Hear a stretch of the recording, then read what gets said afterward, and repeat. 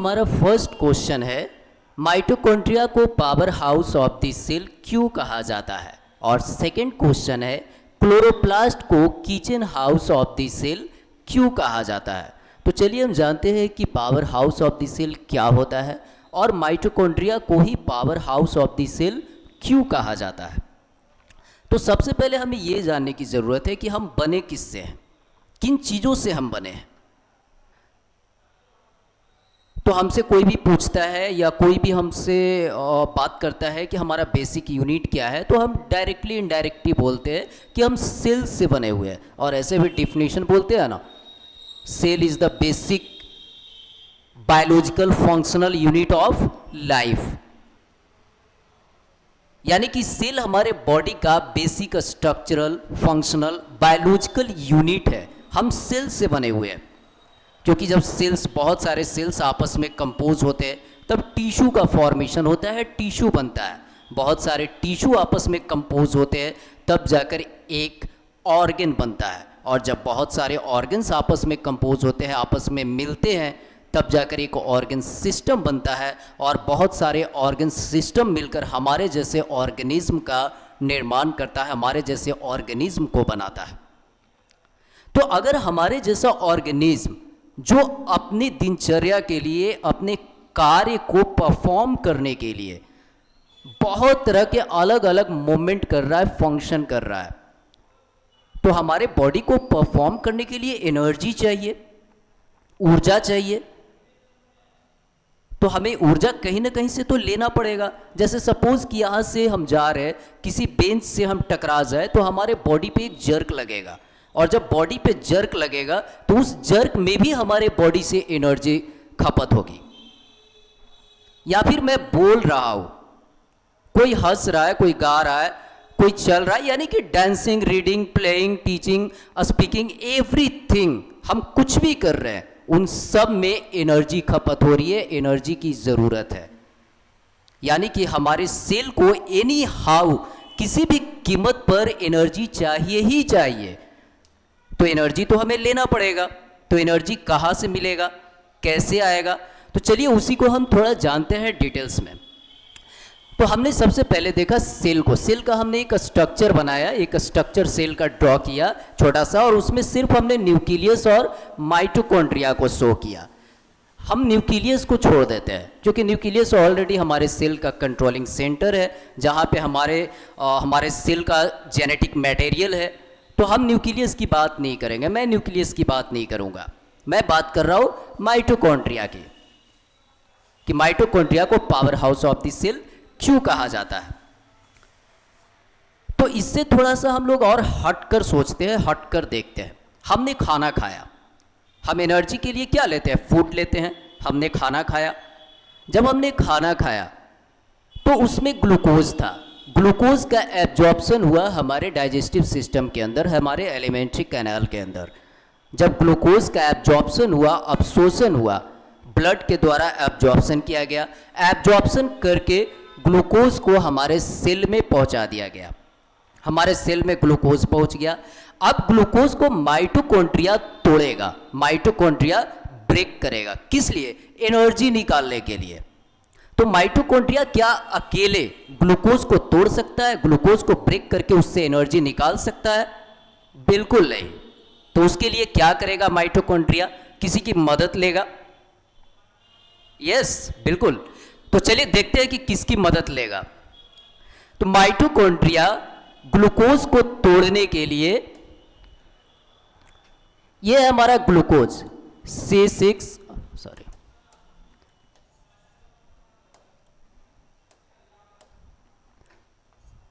C6H12O6, ये हमारा glucose, और इसे ब्रेक करना है। इसे ब्रेक कौन करेगा, माइटोकॉन्ड्रिया। माइटोकॉन्ड्रिया इसे ब्रेक करेगा। तो मैंने पहले ही कहा कि माइटोकॉन्ड्रिया ग्लूकोज को ब्रेक करने के लिए किसी की मदद लेगा। तो किसकी मदद लेगा, तो वो है H2O। H2O प्लस O2, यानी कि वाटर और ऑक्सीजन। वाटर और ऑक्सीजन की मदद लेगा माइटोकॉन्ड्रिया ग्लूकोज को ब्रेक करने के लिए, ग्लूकोज को तोड़ने के लिए। माइटोकॉन्ड्रिया वाटर और ऑक्सीजन की मदद से ग्लूकोज को तोड़ेगा, ग्लूकोज को ब्रेक करेगा, और जब ग्लूकोज ब्रेक होगा, टूटेगा, तो in the form of 38 ATP यानी कि एडेनोसिन ट्राइफॉस्फेट के फॉर्म में एनर्जी रिलीज होगी, एटीपी, और यही एनर्जी हम यूज करेंगे। इसी एनर्जी को हमारा बॉडी यूज करेगा, साथ में माइटोकॉन्ड्रिया बची हुई एनर्जी को स्टोर कर लेगा, स्टोर करके जमा करके उसे रख लेगा, और हमारे बॉडी में जब भी एनर्जी की जरूरत होगी तो माइटोकॉन्ड्रिया उस एनर्जी को रिलीज करेगा। अब आप खुद से सोचिए कि माइटोकॉन्ड्रिया ने ग्लूकोज को ब्रेक करने के लिए वाटर और ऑक्सीजन की मदद ली, वाटर और ऑक्सीजन की मदद से माइटोकॉन्ड्रिया ने ग्लूकोज को ब्रेक किया, ग्लूकोज को तोड़ा, तो इससे in the form of 38 ATP यानी कि 38 एटीपी के फॉर्म में एनर्जी रिलीज हुआ, और इसी एटीपी को हम बोलते हैं एडेनोसिन ट्राइफॉस्फेट, और इसी एनर्जी को हम यूज करते हैं हर एक काम करने के लिए। जैसे मैं बोल रहा हूं तो अभी भी मेरे अंदर एनर्जी की खपत हो रही है, और यही वो एटीपी है। तो माइटोकॉन्ड्रिया ने एनर्जी रिलीज करवाया और उस एनर्जी को हमारा बॉडी यूज किया, और जो एनर्जी बच गया उस एनर्जी को माइटोकॉन्ड्रिया स्टोर कर लेगा, जमा कर लेगा, और जब हमारे बॉडी में जहां पे एनर्जी की जरूरत पड़ेगी माइटोकॉन्ड्रिया उस एनर्जी को रिलीज करेगा ताकि काम आगे हो सके। तो अब क्लियर हुआ कि माइटोकॉन्ड्रिया को power house of the cell क्यों कहा जाता है, ऊर्जा का गृह क्यों कहा जाता है। पक्का, गुड। चलिए, तो ये तो बात थी माइटोकॉन्ड्रिया की।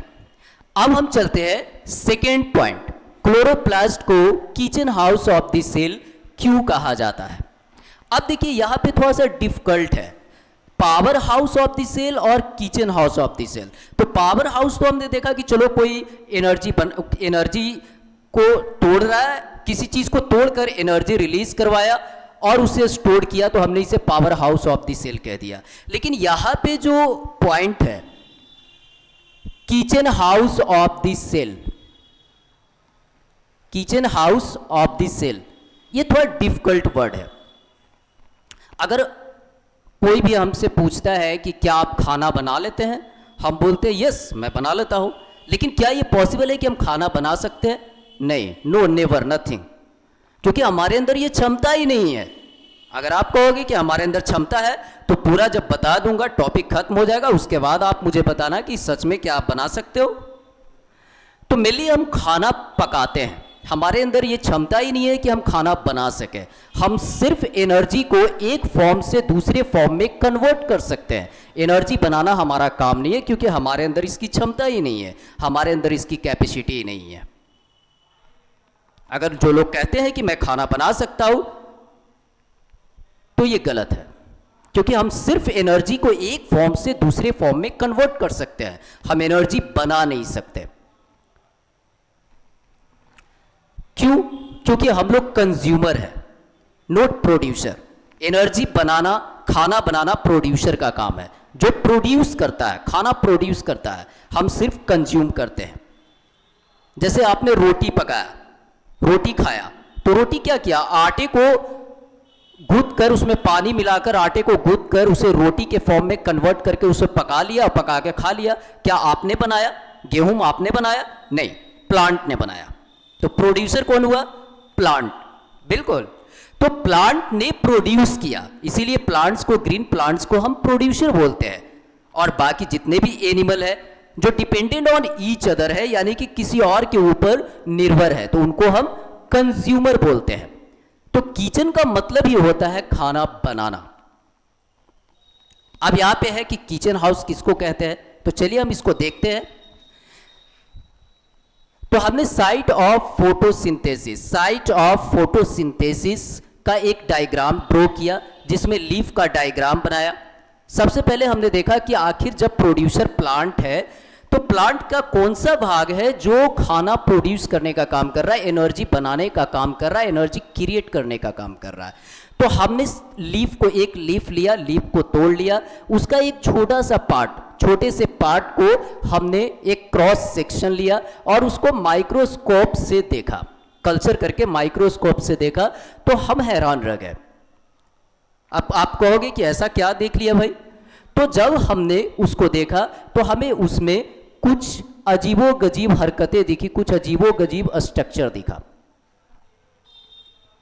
कुछ इस तरह का हमें स्ट्रक्चर दिखा जिसे हमने कहा अस्टमाटा।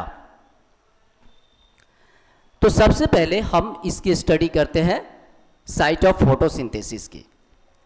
जब हमने लीफ का स्टडी किया तो हमने देखा कि लीफ के ऊपर सनलाइट पड़ रहा था, सनलाइट को लीफ एब्जॉर्ब कर रहा था, लीफ ने सनलाइट को एब्जॉर्ब किया और इसने रूट्स की मदद से, यानी कि प्लांट की जड़ की मदद से वाटर का एब्जॉर्प्शन किया, मिनरल्स विटामिन का एब्जॉर्प्शन किया, साथ में अपने लीफ की मदद से CO2 का एब्जॉर्प्शन किया, यानी कि गैसियस एक्सचेंज किया, CO2 को एब्जॉर्ब किया।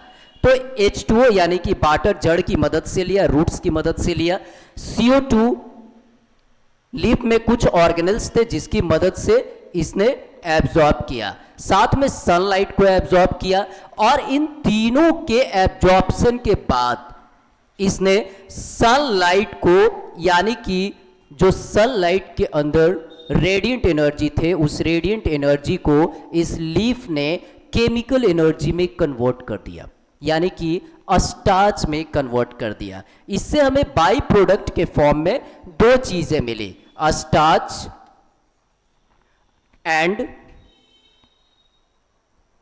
O2, स्टार्च एंड O2, यानी कि सनलाइट को एब्जॉर्ब किया, रूट्स की मदद से वाटर का एब्जॉर्प्शन किया, CO2 को एब्जॉर्ब किया और बदले में हमें क्या दिया, स्टार्च एंड O2। हमारे लिए दोनों यूजफुल है, दोनों लाभकारी है।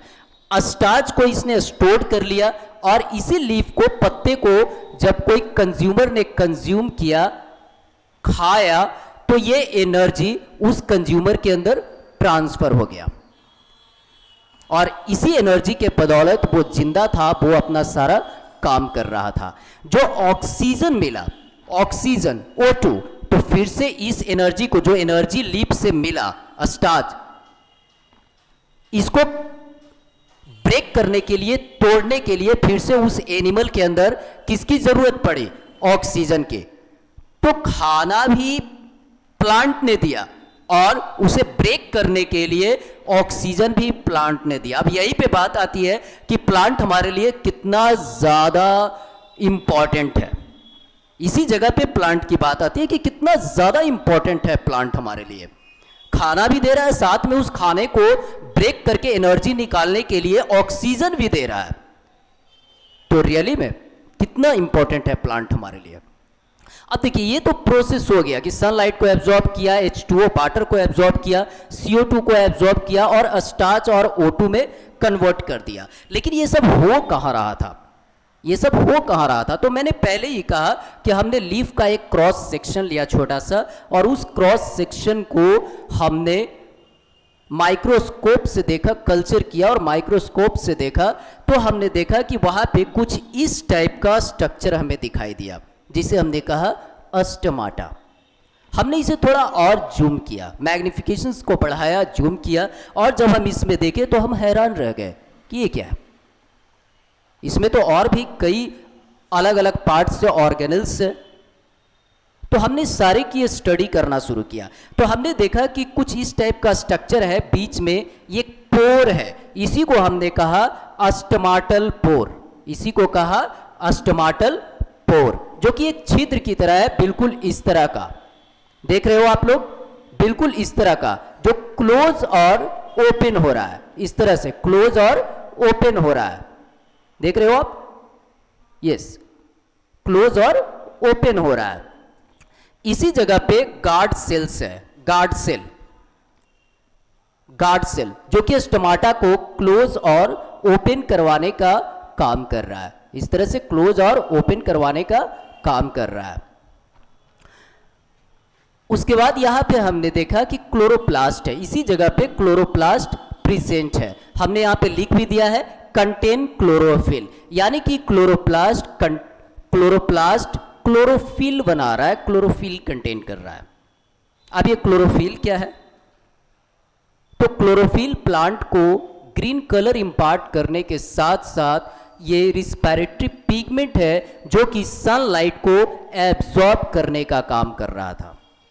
सनलाइट को एब्जॉर्ब कर रहा था, सनलाइट को एब्जॉर्ब करने में मदद कर रहा था, क्योंकि प्लांट का एकमात्र क्लोरोफिल है जो कि सनलाइट को एब्जॉर्ब कर सकता है। यही क्लोरोफिल हमारे अंदर नहीं है। अगर हमारे अंदर यह क्लोरोफिल होता तो फिर कोई बात ही नहीं थी। हम भी 2 गिलास पानी पीते, धूप में बैठ जाते, हमारे अंदर एनर्जी बनकर तैयार हो जाती, हमें खाने की इतनी मशक्कत करने की जरूरत ही नहीं थी। यह क्लोरोफिल हमारे अंदर नहीं है, लेकिन यह प्लांट के अंदर है, प्लांट के स्टोमाटा पे है, और इसी क्लोरोफिल ने सनलाइट को एब्जॉर्ब किया और स्टोमाटल पोर ने गैसियस एक्सचेंज करवाया। गैसियस एक्सचेंज कैसे हो रहा है, थोड़ा आप लोग इसको देख लेते हैं।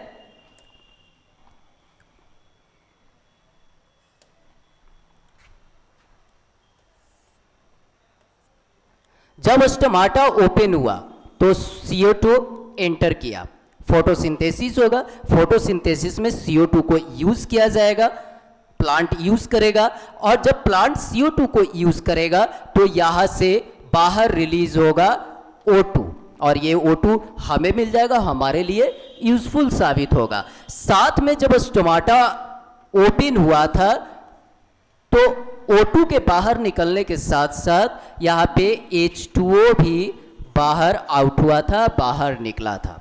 यही है ट्रांसपायरेशन, वेपोराइजेशन, जिसे हम कहते हैं बाष्पीकरण, यानी कि प्लांट बाष्पीकरण इसी स्टोमाटा की मदद से करता है। इसीलिए आज कहते हैं ना कि प्लांट कम है इसलिए बारिश नहीं होती है। जो लोग अनभिज्ञ हैं, नहीं जानते हैं, तो वो तो मेनली सोचते हैं कि प्लांट नहीं है तो बारिश नहीं हो रहा है, ये कोई मतलब थोड़ना है ना। लेकिन रियलिटी है, और अगर आपको नहीं समझ में आया या फिर आपको लगता है कि नहीं ऐसा नहीं हो सकता है, तो फिर आप खुद देख लो कि जब प्लांट का स्टोमाटा ओपन होता है तो CO2 बाहर निकलने के साथ साथ H2O भी बाहर निकलता है। यानी कि जो प्लांट के अंदर, प्लांट ने रूट्स की मदद से जो एक्स्ट्रा वाटर एब्जॉर्ब किया था, उस वाटर को वो अपने बॉडी से बाहर आउट करेगा, बाहर निकालेगा। वही H2O स्टोमाटा की मदद से बाहर निकला, वेपर के फॉर्म में, गैस के फॉर्म में, H2O के फॉर्म में, और वो हमारे एक्सटर्नल इन्वायरमेंट में, एटमॉस्फेयर में चला गया, और एटमॉस्फेयर में जाने के बाद वो फिर से हमारे अर्थ पे रेन के फॉर्म में, बारिश के फॉर्म में आएगा, और ये साइकिल को, वाटर साइकिल को मेंटेन करने का काम करेगा। यानी कि वाटर अर्थ पे आएगा, फिर से प्लांट इसे एब्जॉर्ब करेगा, प्लांट के लीफ, पत्ते, प्लांट के लीफ यानी कि पत्ते के अंदर मौजूद स्टोमाटा फिर से इसे वेपोराइजेशन करेगा, ट्रांसपैरेशन करेगा, इसका बाष्पीकरण करेगा, और फिर से ये एटमॉस्फेयर में जाएगा, फिर से बारिश बनकर, पानी बनकर, रेन बनकर हमारे अर्थ पे आएगा और वाटर साइकिल को मेंटेन करेगा। तो यहाँ पे हमने देखा कि CO2 को एब्जॉर्ब किया, गैसेस एक्सचेंज में CO2 को एब्जॉर्ब किया, क्लोरोफिल ने सनलाइट को एब्जॉर्ब किया और वाटर रूट्स की मदद से आ गया था। अब इसी जगह पे इसी क्लोरोप्लास्ट ने इस सनलाइट को, जिसके अंदर रेडिएंट एनर्जी है, उस रेडिएंट एनर्जी को केमिकल एनर्जी यानी कि स्टार्च में कन्वर्ट कर दिया। स्टार्च में कन्वर्ट हो गया, अब ये फूड के फॉर्म में है, और इसी लीफ को कंज्यूमर कंज्यूम करेगा, और वो एनर्जी जो लीफ ने बनाया था वो एनर्जी चला आएगा एनिमल सेल के अंदर। एनिमल सेल के अंदर आएगा, माइटोकॉन्ड्रिया उसे ब्रेक करेगा, माइटोकॉन्ड्रिया उसे तोड़ेगा, और जब ग्लूकोज टूटेगा तो एनर्जी रिलीज होगा। उसी एनर्जी को हम यूज कर रहे हैं हर एक फंक्शन के लिए, हर एक कार्य के लिए। तो अब क्लियर हुआ कि माइटोकॉन्ड्रिया को power house of the cell क्यों कहते हैं और क्लोरोप्लास्ट को kitchen house of the cell क्यों कहते हैं। क्लियर है? Any doubt, any question? No, never? Good.